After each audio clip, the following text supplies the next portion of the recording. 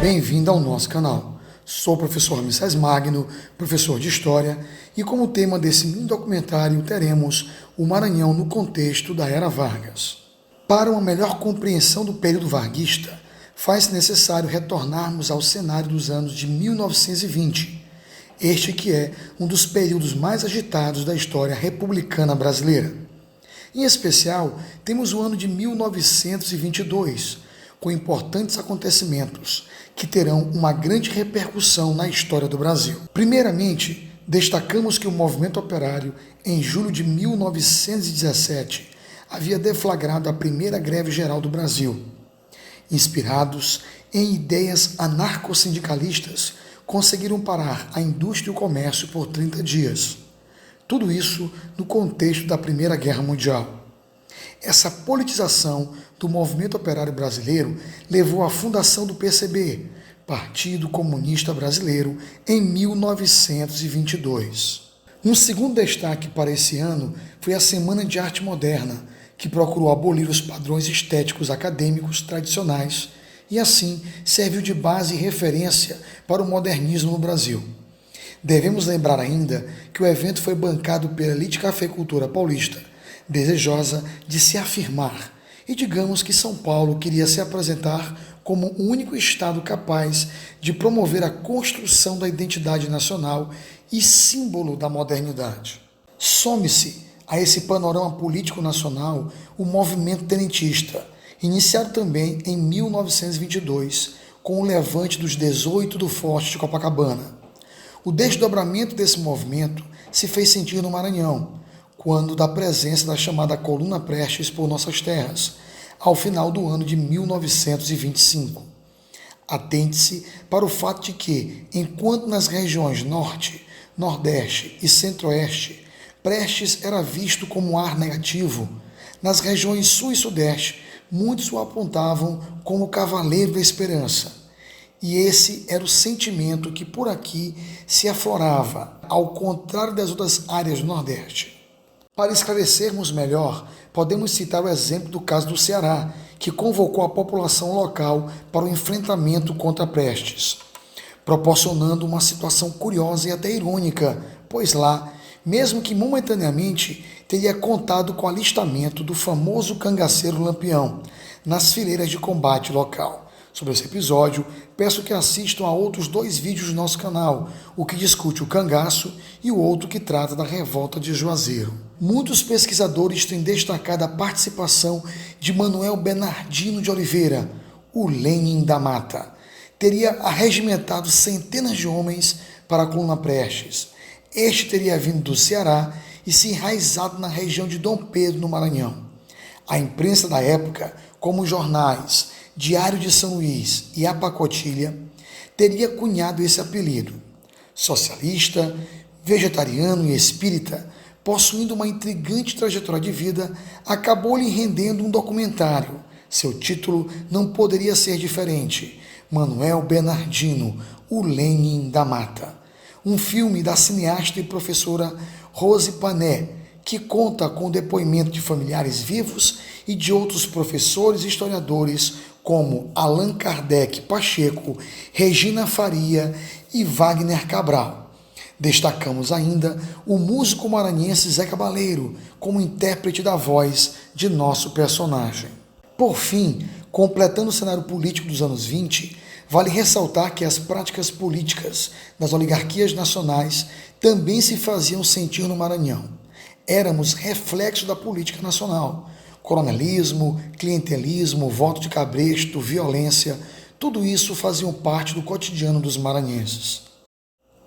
Como modelo desse cenário conturbado, temos o episódio de 1922.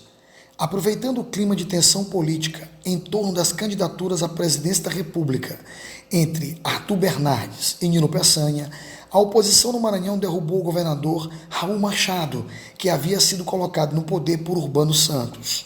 Porém, horas depois, o Raul Machado reassume o poder, derruba a junta governativa provisória e começa a perseguir os revoltosos. Um dos membros da junta, o deputado Leôncio Rodrigues, desesperado e temendo ser preso, acabou recorrendo ao suicídio. Os demais envolvidos nesse processo acabaram sendo absolvidos posteriormente pela Justiça. Podemos afirmar que aqui o choque de oligarquias era inevitável, mesmo após a morte de lideranças como Benedito Leite em 1909 e de Urbano Santos em 1922, ocorreu uma intensa disputa de poder entre seus herdeiros políticos. De um lado, havia os magalhãesistas, liderados por Magalhães de Almeida, genro de Urbano Santos, e que estavam na situação, e os marcelinistas, que por sua vez eram liderados por Marcelino Machado, genro de Benedito Leite, líder da oposição. E foi Pires VI, o sucessor de Magalhães de Almeida, que foi derrubado do governo do estado do Maranhão pela Revolução de 1930. Com o rompimento da política do café com leite, a Aliança Liberal, que fazia oposição ao grupo situacionista de Washington Luiz, havia perdido a eleição. Getúlio Vargas havia sido derrotado nas urnas por Júlio Prestes, mas não se deu por vencido, e em meio a um golpe militar foi colocado no poder pela Junta Pacificadora, dando início à chamada Era Vargas. Sobre esse fato, deve-se atentar para a cronologia do movimento, pois o processo que deveria ser iniciado no dia 4 de outubro de 1930 só fora concluído em todo o país no dia 24 do mesmo mês.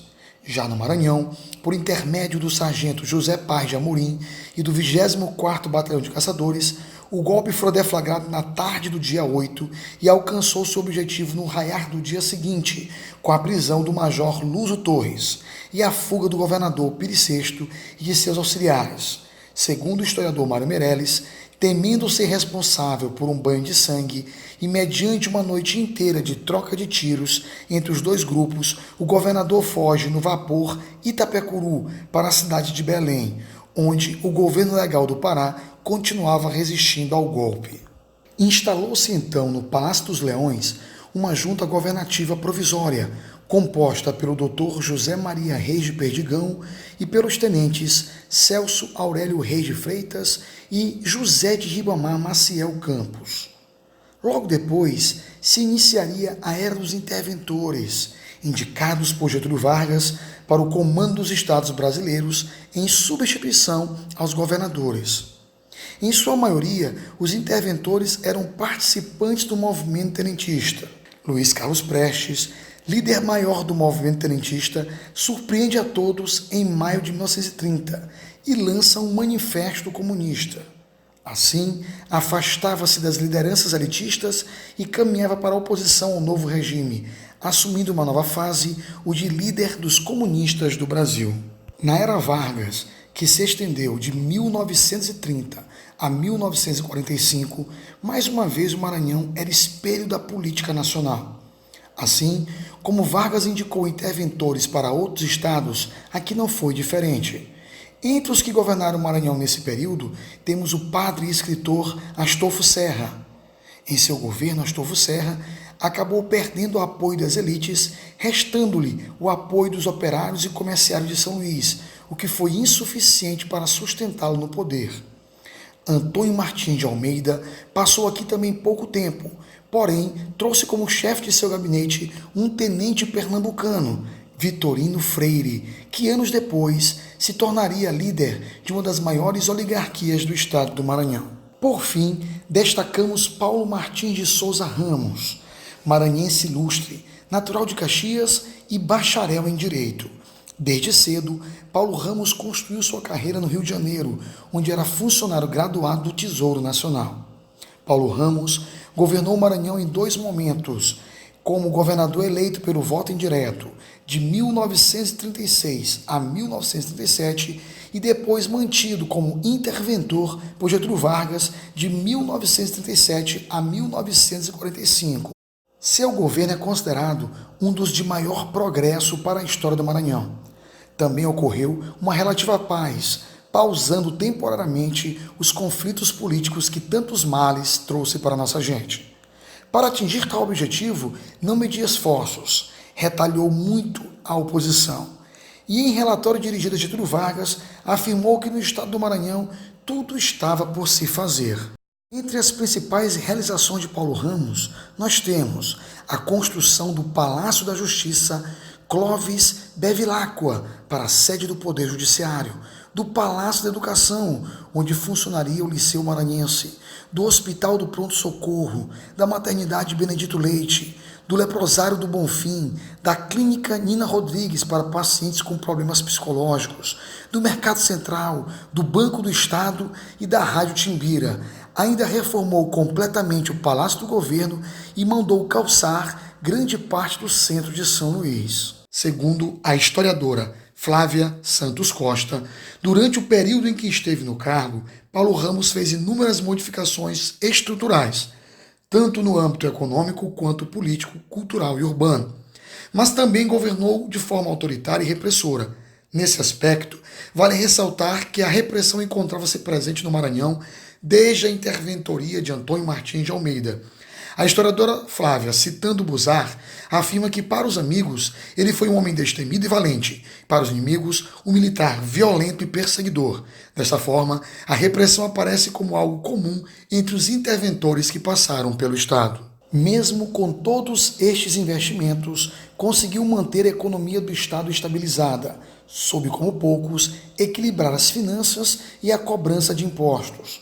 Paulo Ramos renunciou ao seu cargo quando a conjuntura política do país caminhava para o fim da ditadura varguista, ou seja, o retorno à democracia, fato ocorrido com a derrubada de Vargas em 1945. Após esse período, ele venceu as eleições para deputado federal e assumiu o mandato entre os anos de 1950 e 1954. E se você gostou, curta o nosso vídeo e se inscreva no nosso canal. Aproveite, assista e curta os demais vídeos. Muito obrigado, professor Ramsés Magno. Até a próxima.